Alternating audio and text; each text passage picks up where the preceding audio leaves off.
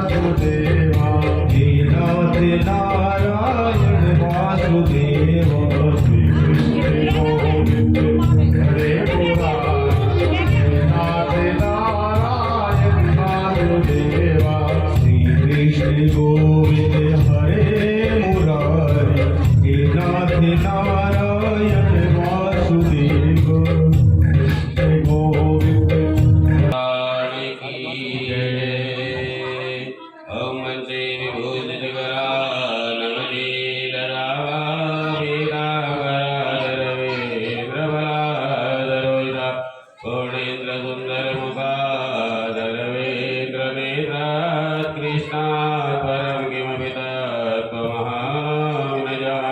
श्रीमद्भागवत महापुराण देवताभ्यो नमः ध्यानाद्रि पुष्पार्चनां समर्पयामि। ओम हरि ओम सर्वोपचारार्थे गन्धाक्षत पुष्पाणि समर्पयामि। ओम हरि ओम माल्यादीनि सुगन्धीनि माल्यादीनि मयि प्रभु मया एतानि पुष्पाणि पूजार्थं प्रतिगृह्यताम्। श्रीमद्भागवत महापुराण देवताभ्यो नमः पुष्पमालां समर्पयामि। ओम हरि ओम पुष्पमालां समर्पयामि। श्री व्यास जी महाराज देवताभ्यो नमः। नमो सुनंदाय सहस्रमूर्ते सहस्रपादाय श्रीरौरभावे सहस्रनाम्ने पुरुषाय सहस्रे सहस्रकोटि युगधारिणे नमः। श्री व्यास जी महाराज देवताभ्यो नमः। ध्यानं समर्पयामि।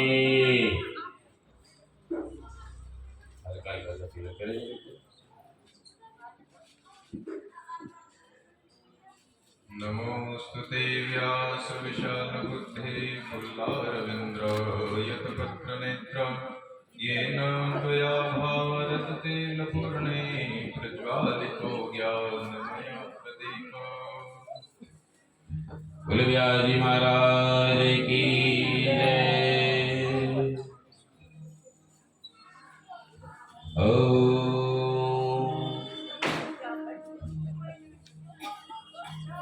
नमो सुनंताय सहस्रमूर्ते सहस्रपादाय श्रीरौरभावे सहस्रनाम्ने पुरुषाय सहस्रति सहस्रकोटि युगधारिणे नमः।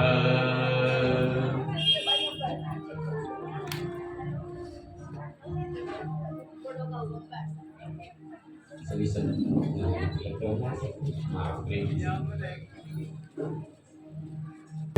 गोपाल जय राधा रमण श्री गोविंद जय राधा रमण हरि गोविंद जय गोविंद जय गोपाल जय गोविंद जय बोलो गोपाल जय राधा रमण हरि गोविंद जय राधा रमण हरि गोविंद जय गोविंद जय बोलो गोपाल जय गोविंद जय बोलो गोपाल जय गोविंद जय गोपाल जय गोविंद जय गोपाल जय हरे गोविंद जय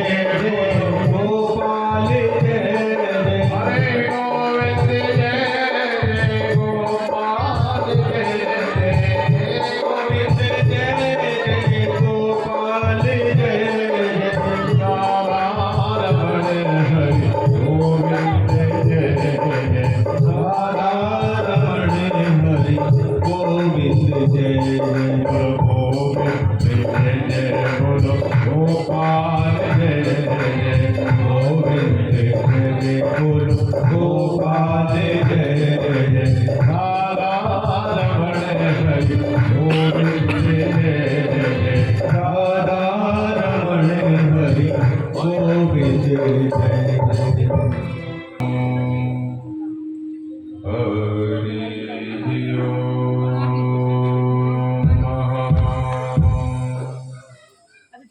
हरि ओम।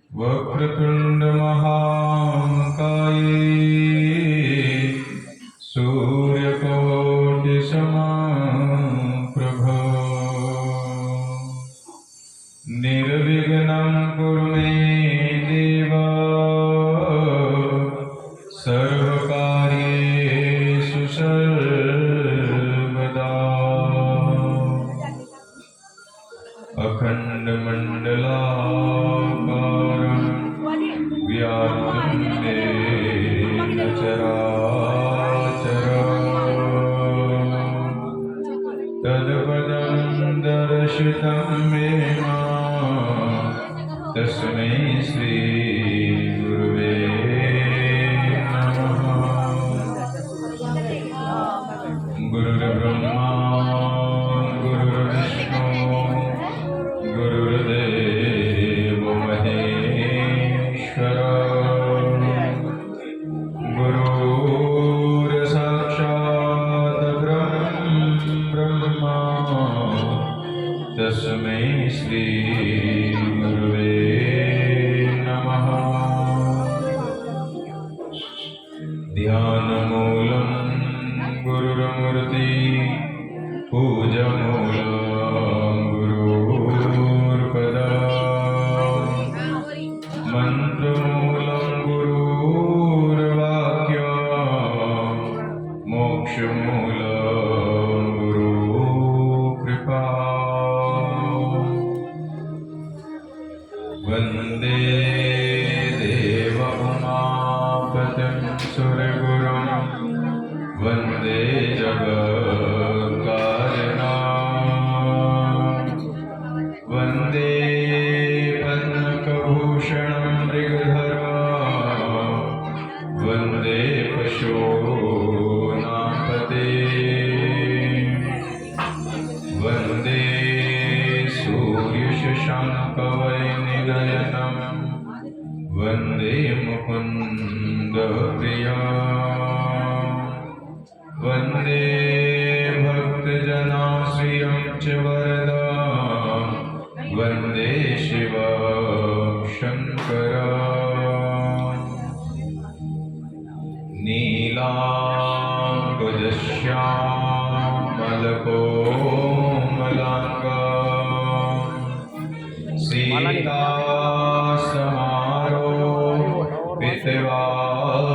सीतासमारोपितवाम्यभागं अर्णो महाशायकचारुचापं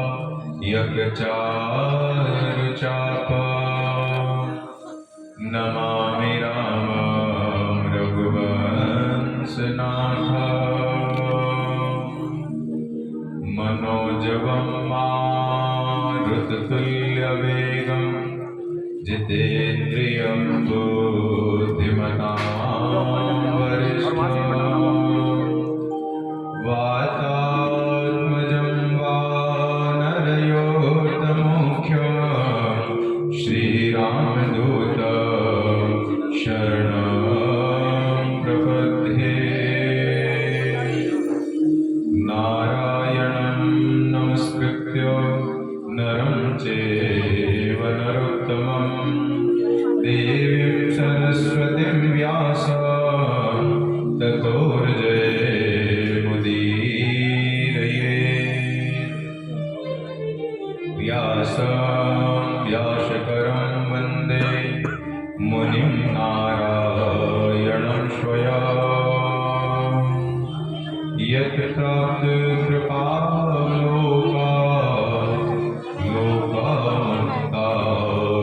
प्राप्तकृपालोकामन्ताकलेगृहा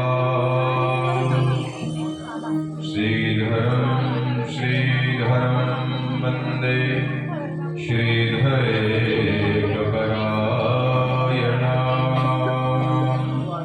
यस्यैव श्रीप्रसादेन श्रीधरया कृता राधा भक्ति हरिज्ञानं ताभ्यं यच समन्विता तां श्रीभगवतीं गाथां वन्दे युगरूपिणीं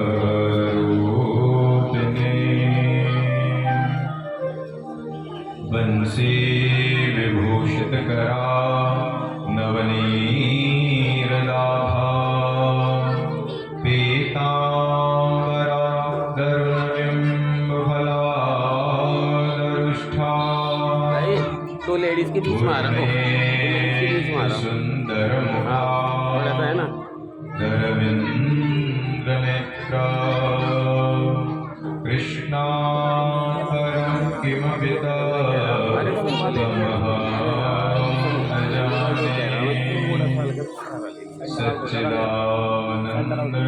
सच्चिदानन्दरूपाय विश्वोत्पत्त्यादिहेतवे तापत्रयविनाशाय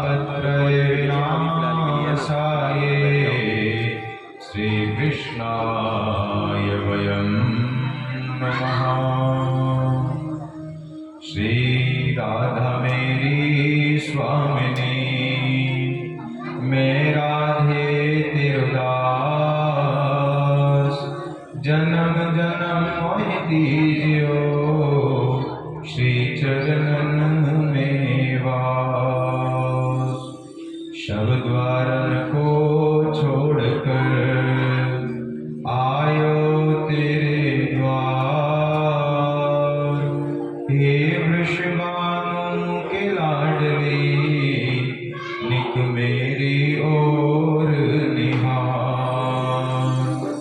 बरसाने की राधिका नंदगांव के श्याम।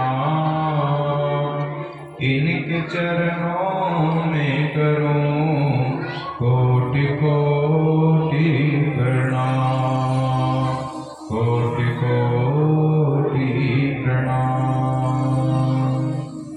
बोले सच्चिदानंद भगवान की जय। श्री वाके बिहारी लाल की जय। परम मंगलमय श्रीमद् भागवत महापुराण परमहंस सहिता वैष्णव संतों का परम धन श्रीमद् भागवत महापुराण आनंद गंग अनंत कोटि ब्रह्मांड नायक कुंज निकुंजेश्वर राधारमण बाधाहरण वृंदावन चंद्र श्री वाके बिहारी एवं वृषभानुनंदिनी राधा रानी की कृपा से हम सब श्रीमद् भागवत कथा श्रवण कर रहे हैं। आइए चतुर्दिवस की कथा में प्रवेश करने से उपरांत हम सभी प्रभु के चरणों में नमन करें। हमारे दाएं अंग हमारे संत शिरोमणि आए हुए हमारे विद्वत ब्राह्मण सभी के चरणों में कोटि कोटि नमन करते हुए बाएं अंग हमारे बड़े भैया संगीत वाले हमारे इन सभी के चरणों में कोटि कोटि नमन। और आप हमारी मातृशक्ति हमारे भाई हमारे छोटे सभी के चरणों में कोटि कोटि नमन। हृदय में वास करने वाले बाके बिहारी जी के चरणों में कोटि कोटि नमन। सिया राम में सब जग जानी कराहु प्रणाम जो रिजुदानी।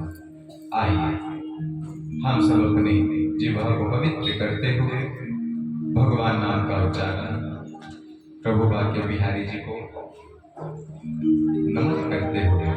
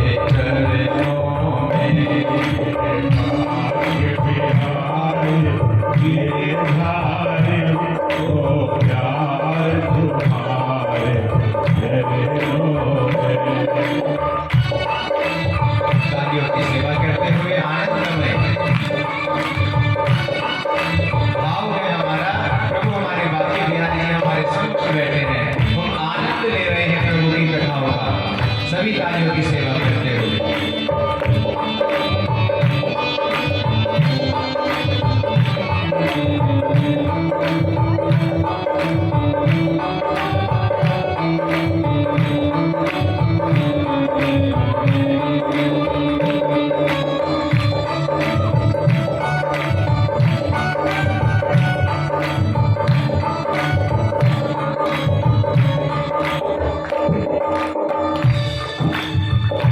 मैं दुख में रहूं या सुख में रहूं, कांटों में रहूं, फूलों में रहूं। मैं दुख में रहूं या सुख में रहूं, कांटों में रहूं, फूलों में रहूं।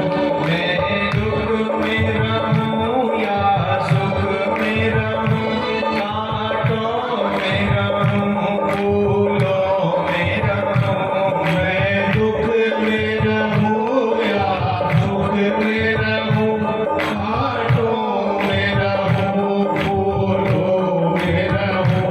मैं घर में रहूं या वन में रहूं, हो प्यार तुम्हारे चरणों में। मैं घर में रहूं या बाहर रहूं, प्यार तुम्हारे चरणों में। मैं घर में रहूं या वन में रहूं, हो प्यार तुम्हारे चरणों में। मैं घर में रहूं या वन में रहूं, प्यार तुम्हारे चरणों में। हे भाग्य बिहारी गिरधारी, हो प्यार तुम्हारे चरणों में। हे भाग्य बिहारी गिरधारी, हो प्यार तुम्हारे चरणों में।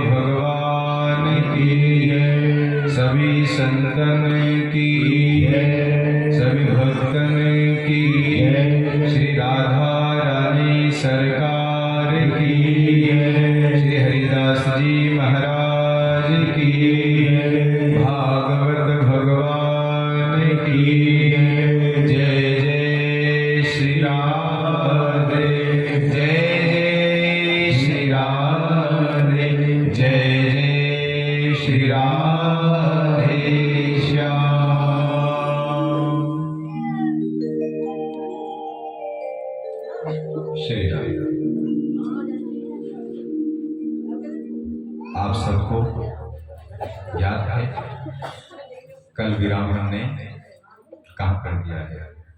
सभी को आपने तो सभी आनंद लिया है, उत्सव भी मनाया। हमारे भैया ने सुंदर सा भजन गाया था, आप सभी ने बड़ा आनंद लिया है। वामन भगवान हमारे मध्य आए हैं। राजा बलि को बड़ा अहंकार था कि मुझसे बड़ा कोई दानी नहीं है। नाम क्या है? राजा बलि, नाम ही राजा है उनका, फिर बलि। और हम सब कभी कभी हमें भी अभिमान हो जाता है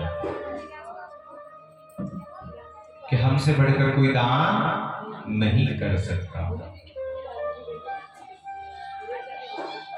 ये अभिमान और कभी भी हमारे भविष्य में, हमारे जीवन में अभिमान आ गया तो कभी भी हम ऊंचे नहीं उठ सकते, क्योंकि जो प्रभु ऊपर बिठाते हैं कोई नीचे भी बिठा देते हैं।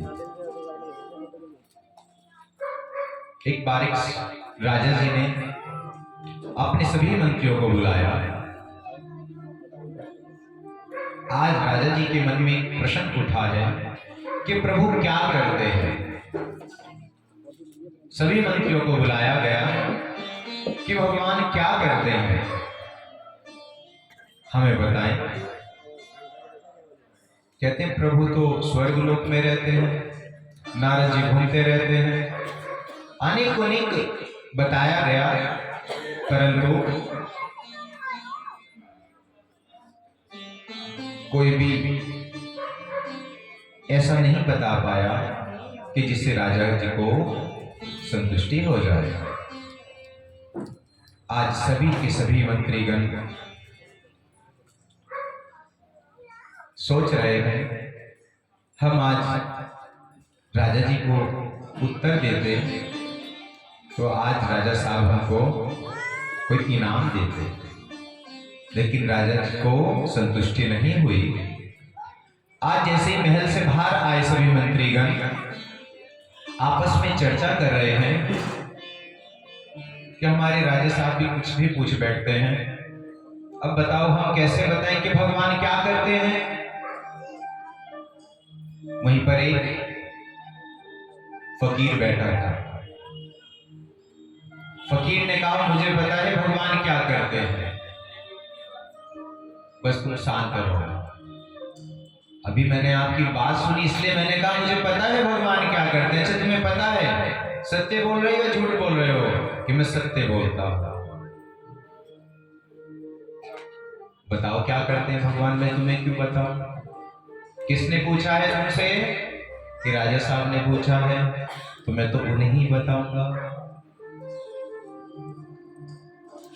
अब मंत्री कहते हैं अरे हमें बता दो, हम आपको नहीं बताएंगे, लेके चलो हमें अपने राजा साहब के पास।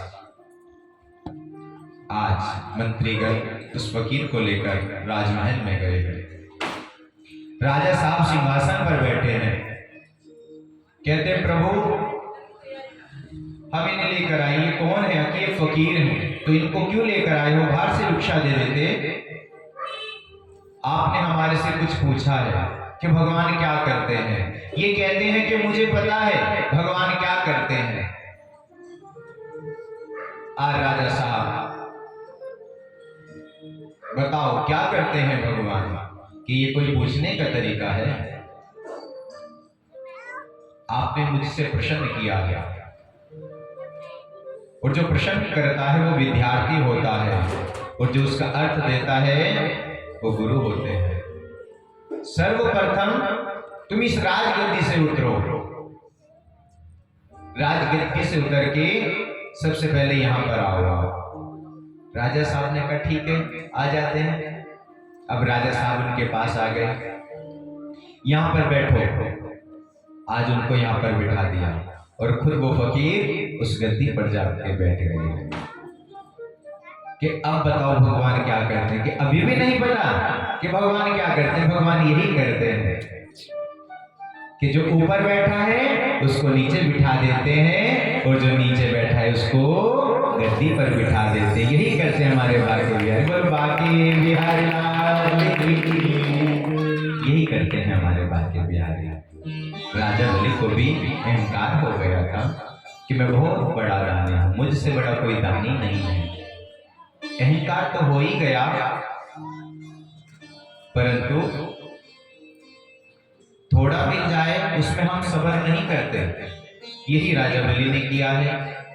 आज वो शो यज्ञ को पूर्ण करने वाले थे, इसलिए कि इंद्र भी उनसे उनका राज्य नहीं छीन सकता।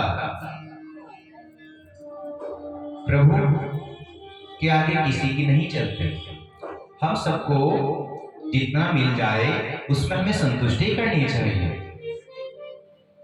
आप सब जानते हैं पाप का बाप कौन है? कोई जानते हैं आप? पाप का बाप लोभ है।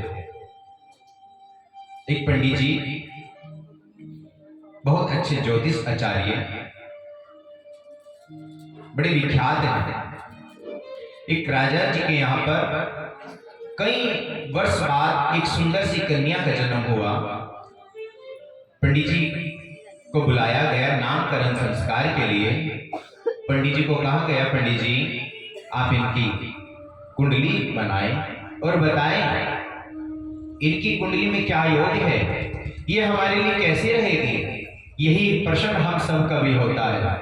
जब हमारे यहाँ कोई बालक का जन्म होता है तो हम कहते हैं पंडित जी आप ये बताएं किस अक्षर से नाम निकला है, इनके पांव कैसे हैं और इनके ग्रह कैसे हैं, ये हमारे घर में कैसे रहेगी। ये हम सब का सवाल रहता है, और यही उन राजा साहब का है कि बताइए पंडित जी कैसे रहेगी। आज पंडित जी ने जो कुंडली तैयार की है, पंडित जी ने देखा ये तो बड़ी भाग्यवान लड़की है। ये कन्या अगर कहीं बंजर जमीन है जिसमें कोई अन्न भी नहीं उगता, अगर ये कन्या वहां पर भी पैर रख देगी तो वहां पर भी हीरे मोती निकल जाएगा। ये तो इतनी भाग्यवान है। पंडित जी महाराज को लालच आ गया। पंडित जी महाराज मन ही मन में सोच रहे ये कन्या काश मेरे घर में आ जाती, मुझे कहीं भी जाने की आवश्यकता ना पड़ती। यजमान के यहाँ जाता हूँ, यजमान कहते हैं पंडित जी 5 मिनट रुक जाओ, अभी आने वाले हैं, अभी दुकान बंद करके आ रहे हैं। पंडित जी को बड़ी प्रतीक्षा करनी होती है। पंडित जी के मन में आज लोभ आ गया। राजा साहब ने कहा पंडित जी महाराज बताइए क्या है इनकी कुंडली में, क्या योग है। पंडित जी महाराज ने कहा बस पूछो मत, ये जब भी आपके घर में रहेगी आपका सारा का सारा धन चला जाएगा, अकाल मृत्यु होगी इस घर में। आज 2-4 बात ऐसे कह दी। अब राजा साहब कहते हैं प्रभु ये क्या कह रहे हो आप, इतने वर्ष बाद मेरे यहाँ कन्या हुई है और आप कह रहे हैं अकाल मृत्यु हो जाएगी, क्या करना चाहिए। पंडित जी कोई उपाय तो होगा। उपाय कोई नहीं है, आप या तो इसको यहीं के यहीं पूर्ण कर दो। नहीं महाराज, मैं अपने हाथ से ऐसा कार्य नहीं कर सकता। क्या किया जाए? आप एक काम करें, इनको गंगा जी में प्रवाहित कर दें। आज पंडित जी महाराज ने राजा साहब की बुद्धि को ऐसा फेर दिया। आज राजा साहब मन ही मन में इस प्रकार से विचार कर रहे हैं और पंडित जी को कहते हैं, पंडित जी महाराज, मेरे इतने वर्ष बाद मेरे यहाँ कन्या हुई है और आप कह रहे हैं कि अच्छी नहीं है। मैंने तो ये सोचा था कि मैं इसका बहुत अच्छे से लालन पालन करूंगा, आप कह रहे हैं। तो पंडित जी महाराज को लोभ आ गया, राजा की बुद्धि भ्रमित हो गई है। तो आज राजा साहब क्या कहते हैं कि मैंने इनको 25 वर्ष तक अपने घर में रखना था। इनका जितना भी खर्च था वो सारा का सारा जो संदूक मंगाया उसमें सारा का सारा धन रख दिया, जितना 25 वर्ष तक हम अपनी कन्या के ऊपर खर्च करें। उसके बाद में जो भी इनके विवाह में लगाना था सब के सब एक संदूक में रख दिए गए। पंडित जी महाराज को सारी की सारी सूचना दी गई। पंडित जी देखिए, मेरे मन में अन्यथा बात रह जाएगी कि मैंने अपनी पुत्री के निमित्त कुछ नहीं किया। अब आप कहते हैं मैं आपकी बात को मान लेता हूं। तो आज इतना सारा धन कर दिया कि पंडित जी को आगे कमाने की इच्छा ना रहे। पंडित जी के मन में लोभ आ गया और उन्होंने क्या कहा है कि गंगा जी में प्रवाहित कर दो। राजा साहब आज नहीं कल करना प्रवाहित आप। आज दौड़े दौड़े अपने घर गए, अपने बेटों को कह दिया कि कल ठीक 12 बजे एक बहुत बड़ा संदूक होगा, वो गंगा में बहता हुआ आएगा, तुम उसकी प्रतीक्षा करना और उसको उठाकर सीधा अपने घर ले आना और खोलकर भी उसको नहीं देखना। अगला दिन आया, राजा साहब ने वो सुंदर सी कन्या हीरे जवाहरात मणि सब कुछ उसमें रख दी है और प्रवाहित कर दी है। आगे 4-5 किलोमीटर दूर तक वो संदूक गया। वहीं पर एक राजा आपेट के लिए गए हैं, एक भालू मिल गया उनको।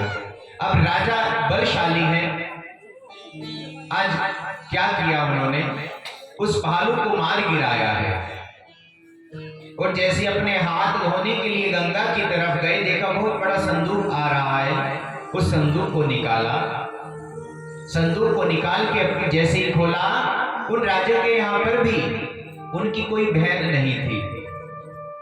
जैसे ही संदूक खोला, देखा अरे वाह प्रभु, मेरे तो भाग्य जाग गए, मेरे घर में कोई बहन नहीं थी, आज प्रभु ने ये बहन दे दी है और अपने साथ में इतना सारा धन भी लेकर आई है।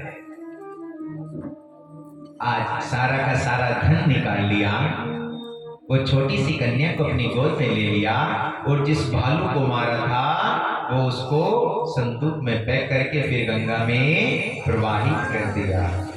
अब वो संदूक जा रहा है, पंडित जी के बेटे प्रतीक्षा कर रहे हैं कब आएगा। अब जैसे ही आया तो दोनों ने बड़ी जोर लगाया गया, भारी हो गया है, भालू छोटा मोटा तो होता नहीं। खींच रहे हैं, इतने में दौड़े दौड़े पंडित जी आए, अरे अब तक तुम इसको नहीं लेकर गए, चलो मैं तुम्हारे, अरे पर पिताजी ये तो बहुत भारी है, खोल कर नहीं देखना, उठाओ जल्दी जल्दी उठाओ, अन्यथा कोई आ जाएगा। तो आज उसको उठाकर पंडित जी अपने घर लेकर चले गए। पुत्र को कह दिया इसको मेरे कमरे में रख दो, गेट बंद कर दिया, ताला लगा दिया आज अपने गेट का। पिताजी क्या बात है, आज ताला क्यों लगा रहे हो आप अपने कमरे का? बेटा आपको जितना कहा जाए इतना ही सुना करो। ठीक है पिताजी। अब पंडित जी महाराज ने भोजन इत्यादि किया, रात्रि संध्या का करने के बाद में जैसे ही आज गेट खोला और गेट को फिर से बंद कर दिया। पंडित जी बड़े प्रसन्न हो रहे हैं, आज तो हमारे घर में इतना धन आ गया है। आज जैसे ही उस संदूक को खोला, वो भालू जो मूर्छित हो गया था आज वो खड़ा हो गया और पंडित जी पे जैसे ही झपट्टा मारा पंडित जी के प्राण उड़ गए। तो इसलिए पाप का बाप लोभ होता है, इसलिए हमें कभी भी लोभ नहीं करना चाहिए। बोले बाकी बिहारी लाल की। भगवान ने बलि का उद्धार किया है। लक्ष्मी साक्षात भगवती बलि के पास में गई, बलि से राखी बांधकर अपने स्वामी को लेकर आई। इसलिए कहा जाता है कि जब भी हम कलावा बनवाते हैं, येन बद्धो बलि राजा दानवेंद्रो महाबल। आज भी बलि का नाम आता है जब भी हम कलावा बनवाते हैं। येन बद्धो बलि राजा दानवेंद्रो महाबल तेन त्वानां प्रतिबंधामि रक्षे माचलम माचलम। कभी भी कलावे को खाली हाथ नहीं बनवाना चाहिए। बलि ने भी भगवान कृष्ण को दे दिया था। उन्होंने क्या कहा है, क्या मांगना चाहती हो बहन, कि तुम्हारा द्वारपाल मुझे बहुत सुंदर लगता है, बस इसको दे दो। आज दे दिया है उनको। आगे अजामिल की कथा आती है। अजामिल एक ब्राह्मण है। आज पिताश्री ने अजामिल को समिधा लेने के लिए एक वन में भेज दिया है। अजामिल समिधा लेने के लिए जैसे ही वन में गए, समिधा तोड़ रहे थे, एक सुंदर सी आज वैश्या दिख गई उनको, और उनकी इंद्रियां उनके वश में नहीं रही। अजामिल के मन ही मन में इस प्रकार से विचार कर रहे हैं, काश ये मेरी पत्नी बन जाए। वैश्या के पास गए, अपने मन की बात सारी कह सुनाई। कहते मैं आपको अपनी धर्मपत्नी बनाना चाहता हूं, कि चलो फिर लेकर। आज अजामिल कहा तो समिधा लेने के लिए गए हैं, और उस वैश्या को अपने घर लेकर चले गए। जैसे ही आज उनके साथ में गई, कहती ये कौन है, ये कौन बैठे हैं, ये मेरी माता जी हैं, ये मेरे पिताजी हैं, और ये मेरी धर्मपत्नी है। मैं तो इनके साथ में नहीं रह सकती। क्या करना होगा, पहले इनको घर से बाहर निकाल दो, तब मैं आपके साथ रहूंगी। इतना प्रभाव हो गया उस वैश्या का। आज अजामिल ने अपने माता जी, पिताजी, अपनी धर्मपत्नी सबको घर से बाहर निकाल दिया, उस वैश्या को अपने घर रख लिया है। अब धीरे धीरे समय बढ़ता चला गया। जो अजामिल के पिताजी वो भी पंडित जी थे, जितना भी अन्न धन रखा था, भरी से भरी अगर हमारी कोटली होती है, हम कोई कार्य नहीं करेंगे तो बड़े बड़े धनवान निर्धन बन जाते हैं।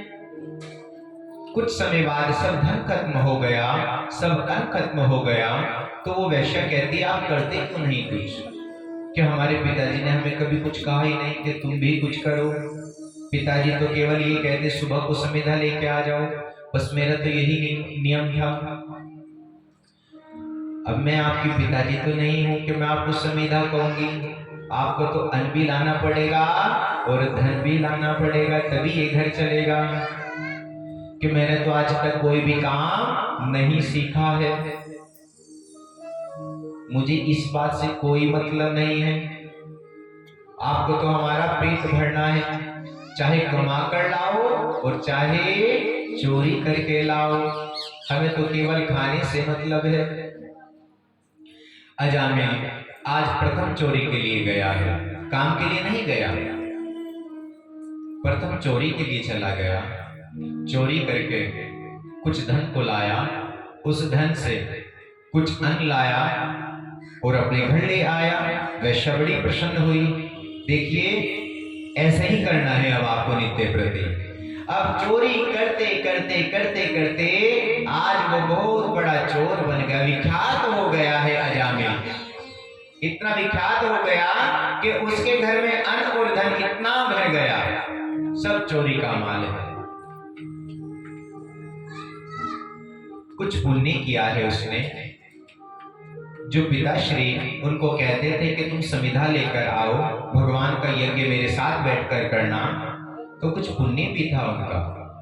आज साक्षात भगवान नारायण संतों के रूप में आए हैं, उस नगर की ओर आए अजामिल की, और कुछ बालकों से कहते हैं कि संध्या का समय हो रहा है, आपस में चर्चा करते हुए कि हमें यहाँ पर ठहरना चाहिए। उन बालकों से कहा जाता है यहाँ किसी ब्राह्मण का घर है? तो कुछ बालक शरारती होते हैं, उन्होंने कहा हाँ जी है यहाँ पर। किसका घर है, कहाँ है घर? कहते हैं यहाँ पर आप आगे चले जाओ और यहाँ पर एक अजामिल रहता है, वो बहुत ही धनवान बलवान और बहुत ही श्रेष्ठ ब्राह्मण है। ऐसा कह दिया है संतों को। कुछ बालक ऐसे होते हैं कि जब हम जा रहे हैं वो सीधा रास्ता नहीं बताते, वो घुमा कर बताते हैं, आप इधर से जाओ और सीधे तो 1 ही किलोमीटर पड़ेगा और घूमकर 5-7 किलोमीटर गांव में जाना होगा। आज उन्होंने यही बता दिया है कि अजामिल का घर वहीं पर है। जैसे अजामिल के घर जाकर आज गेट को खड़खड़ाया है साधुओं ने, आज वो वेश्या देखकर चकित रह गई, आंखों से अश्रुपात निकलने लगे। कहते देवी तुम क्यों रो रही हो? कहती है प्रभु मेरी माता ने मुझे ये कहा था कि कभी भी संत मिल जाए हमें समाज के सामने नहीं रोना चाहिए। हम परिवार के या समाज के सामने जो रोते हैं वो हमारी केवल हंसी उड़ाते हैं। अगर हम इतना ही अपने प्रभु के आगे रोए तो प्रभु हमें अपनी झोली में अपनी शरण में ले लेते हैं। तो प्रभु मैं अपने आप को धन्य मानती हूँ, आपके दर्शन हुए। आज साधु संत गदगद हो गए। आज वे देख रहे हैं कि बालकों ने सत्य कहा है, ये तो बड़ी ही निर्मल मन के हैं, बड़ी ही सुंदर स्वभाव है इनके।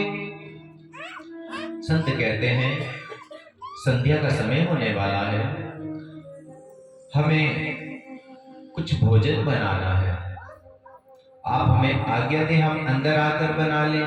तो आज वैश्या कहती है प्रभु मेरा घर तो अपवित्र है और संत तो हमारे बिल्कुल पवित्र शुद्ध स्थान में भोजन बनाते हैं, वहीं पर रहते हैं।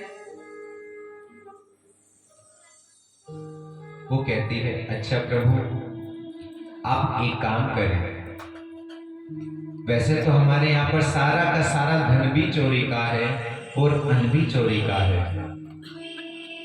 मैं आपको कैसे कहूं, मुझसे जाने अनजाने में अगर पाप हो गया तो संत कहते हैं जो सूखा अन्न होता है उसमें किसी प्रकार का कोई दोष नहीं होता। सामने एक बहुत बड़ा वट वृक्ष है, हम सामने बैठ जाते हैं, यहीं पर हम अपना भोजन बना लेंगे, बस आप हमें कुछ सूखा अन्न दे दो। आज सूखा अन्न उस वैश्य ने दे दिया महात्माओं को। महात्मा लोग भोजन बनाना प्रारंभ किया। जैसे भोजन बन गया भगवान नारायण को भोग लगाया। भगवान नारायण को भोग लगाकर आज जैसे भोजन को पाना प्रारंभ कर रहे थे इतने में अजामिल आ गए। अजामिल बड़ा क्रोध से भर गया, अरे ये संत मेरे घर के बाहर क्या कर रहे हैं? अब तो उसकी बुद्धि बिल्कुल मलिन हो गई है, भगवान के मंदिर नहीं जाता, संतों को देखकर भी प्रसन्न नहीं होता कि ये संत क्या कर रहे हैं, कहीं ये मेरे घर से कुछ मांग ना ले। जैसे आज बड़ा क्रोधित हुआ, अचानक से उसकी धर्मपत्नी वैश्या वो आ गई। कहते स्वामी आप क्यों क्रोध कर रहे हो? तुरंत शांत हो गया। आज भी ऐसा ही होता है, अगर स्वामी ज्यादा क्रोध कर रहे हैं तो हमारी देवी कहती है आप क्रोध किस बात का कर रहे हो, तुरंत शांत हो जाते हैं। ऐसा सत्य है या नहीं? नहीं है। एक ने कहा है नहीं है ऐसा, लेकिन सभी ऐसे नहीं होते। तो आज शांत कर दिया। आप क्यों इतना भड़क रहे हैं? क्यों इतना क्रोधित हो रहे हैं आप? क्या बात है? अरे ये क्या कर रहे हैं? अरे संत ही तो है, ये तो हमारा सौभाग्य है, परम सौभाग्य है हमारा। चलिए शांत होकर आज अजामिल तो अपने घर में प्रवेश कर गए। जैसे ही आज ब्राह्मण देवताओं ने भोजन किया है, आवाज लगाई और कहते हैं हमें कुछ दक्षिणा चाहिए। अब तो अजामिल को बड़ा क्रोध आया, एक तो भोजन किया और ऊपर से दक्षिणा भी मांग रहे हैं। बस प्रभु अब बहुत हो गया, मैंने अपनी धर्म पत्नी के कहने पर आपको कुछ नहीं कहा और अब कहते हो दक्षिणा चाहिए। कहा जाता है जब भी हम भगवान को भोग लगाएं, ब्राह्मणों को भोजन कराएं, साधु संतों को भोजन कराएं, तो केवल भोजन ही नहीं, साथ में कुछ दक्षिणा भी देनी चाहिए, तभी हमें पूर्ण फल प्राप्त होता है। संत भी यही चाहते हैं कि अजामिल को फल प्राप्त हो जाए। इसकी बुद्धि तो बिल्कुल ही खराब हो गई है। संत तो केवल हमारे कल्याण के लिए हमारे पास में आते हैं। जैसे हमारी प्रथम दिन की कथा प्रारंभ हुई और हमारे संत महात्मा जी यहाँ पर पधार गए हैं प्रथम दिन की कथा में। ये साक्षात कृपा हुई इस कुंज गलित पर भी और हम सब पर। ये भगवान की साक्षात कृपा है कि प्रभु ना जाने किस रूप में आकर नारायण मिल जाए, तो साक्षात हमारे यहाँ पर प्रभु नारायण विराजमान हो गए हैं। तो आज संत कहते हैं हमें कुछ भिक्षा चाहिए कि प्रभु बस बहुत हुआ, आपके पास में जो कुछ है मैं वो भी आपसे ले लूंगा। आप मेरे बारे में नहीं जानते, मैं बहुत बड़ा डाकू हूं। अच्छा, हमें तुमसे धन नहीं चाहिए, फिर क्या चाहिए? क्या ये घर लेने के लिए आए हो? अरे ये घर भी नहीं चाहिए, क्या करेंगे, हम तो संत हैं, हमें तो जहां पर भी पेड़ मिल जाए उसी की छांव में सो जाते हैं, हमें धन और इस घर का क्या करना है? फिर क्या चाहिए आपको? क्या लेने के लिए आए हैं आप? तुम्हारी ये धर्म पत्नी गर्भवती है, बस हमारे कहने से तुम जो ये बालक होगा इसका नाम नारायण रख लेना। नारायण ये भी कोई नाम है? जब हमारी बुद्धि ठीक नहीं होती तो हमें कोई सीधी राह दिखाता है और हम कहते हैं हम यहाँ पर क्यों चले, हम आपका कहना क्यों माने? हमारे मन में इस प्रकार का विचार आती है। कौन कहती है? हमारा मन कहता है और बुद्धि कहती है ये सही कह रहे हैं। तो आज यही हुआ, कहते हैं नारायण भी कोई नाम रखने का है, हम तो कोई सुंदर सा नाम रखेंगे। ऐसे ही आजकल के पंडित जी गोविंद कृष्ण कन्हैया हम क्यों नाम रखें? हम तो नेट पर सर्च करेंगे, अब तो गूगल आ गया है, गूगल बोलता है बताइए क्या नाम पूछना है। आजकल का तो समय यही आ गया है। उसकी बुद्धि बिल्कुल खराब है। बस साधु संतों ने यही कहा है कि तुम हमारे कहने से अपने पुत्र का नाम, पुत्र होगा नारायण रख लेना। ठीक है प्रभु। धर्मपत्नी ने कहा है कि मान लो इनका कहना, ठीक है नारायण रख लेंगे। संत चल दिए हैं। संत जब भी किसी के घर कुछ खाते हैं तो आशीर्वाद में अवश्य कुछ न कुछ देकर जाते हैं। कभी संतों का आशीर्वाद खाली नहीं जाता। ये जीवन की सत्य घटना है, बिल्कुल सत्य है। इसलिए हमें कभी भी अपने घर से संत को खाली नहीं भेजना चाहिए। अगर हम कहें कि हमें तो बिल्कुल अभी चाहिए फल, अभी फल तो आपको नहीं मिलेगा। इसलिए यहाँ पर संत महात्मा चल दिए हैं। समय आया, अजामिल के यहाँ पर पुत्र रत्न की प्राप्ति हुई और पुत्र भी एक दो नहीं, ये 9वां पुत्र है। आज उसका नाम नारायण रख दिया गया है। अब तो या तो सबसे बड़े पुत्र से प्रेम किया जाता है या सबसे छोटे पुत्र से सबसे ज्यादा प्रेम करते हैं। अब तो अजामिल ने भी सब छोड़ दी चोरी चारी करनी, अब तो केवल पुत्र के साथ रहता। जैसे जैसे धीरे धीरे पुत्र बड़ा होता चलेगा, बेटा नारायण आ जाओ भोजन कर लो, आ जाओ बेटा नारायण सो जाओ, जाओ बेटा नारायण खेलने के लिए चले जाओ। इस प्रकार से नारायण नारायण नारायण नारायण पुकारता है, हर समय नारायण ही नारायण पुकारता रहा। भगवान की कृपा हो रही है, इसलिए हमारे जीवन में हमें अपने बालकों का नाम प्रभु के नाम के साथ रखना चाहिए।